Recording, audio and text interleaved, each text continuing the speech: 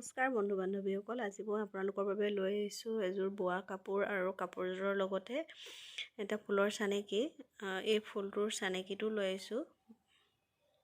এযোৰ বাৰু বেচিবৰ কাৰণে নহয়, লৈ আহিছোঁ বুলি কৈছোঁ যে মই দেখুৱাব বিচাৰিছোঁ মানে আপোনালোকক। এই ফুলৰ চানেকিটো যদি লাগে আপোনালোকে স্ক্ৰীনশ্বট লৈ ৰাখিব পাৰিব, মই ভিডিঅ'টো শেষত দি দিম।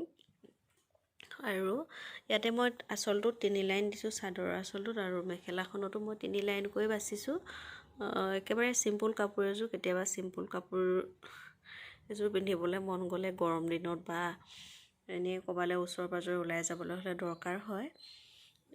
আৰু ইয়াতে মই ছাইড পাৰি দিয়া নাছিলোঁ, সেইকাৰণে মই চাদৰখনৰ অলপ দূৰে দূৰে এলাইন এলাইনকৈ কৰি দিছোঁ, ইটো দুইটা ছাইডতে এনেদৰে। আৰু এতিয়া মই আপোনালোকক দেখাওঁ ইয়াৰে বুটাটো। এইটো হৈছে বুটাটো। ইয়াতে 44টামান কাঠি আছে, বেছি নহয়, একেবাৰে কম।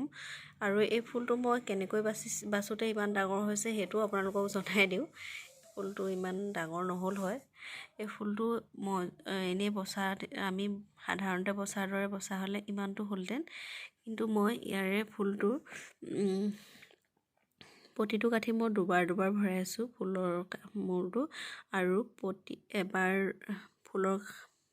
ফুলৰ হেৰিটো মানে সূতাটো এবাৰ ভৰোৱাৰ পিছত আকৌ মই খেৰখনি মানে গা সূতাটো দুমুৰকৈ মাৰিছোঁ, সেইকাৰণে অলপ উঠি গৈছে। এইফালে এবাৰ ফুলৰ সূতাটো এবাৰ ভৰাই দুমুৰ মাৰিছোঁ, আকৌ দ্বিতীয়বাৰতো ভৰাই পেলাই দুমুৰ মাৰিছোঁ, সেইকাৰণে অলপ উঠি গৈছে। আৰু প্ৰতিবাৰতে তেনেকৈ মৰাৰ কাৰণেহে ফুলটো অলপ ওখ হৈছে, মানে সেইকাৰণে দেখিবলৈ ভাল হৈছে। নহ'লে ইমানটোমান হ'লহেঁতেন, তেতিয়া এইফালে বহল আৰু এইফালে চুটি হ'লহেঁতেন, ভাল নালাগিলে হয়। সেয়াই। আৰু যদিহে ভিডিঅ'টো চাই ভাল পালে তেনেহ'লে লাইক, শ্বেয়াৰ, কমেণ্ট কৰিব। ধন্যবাদ।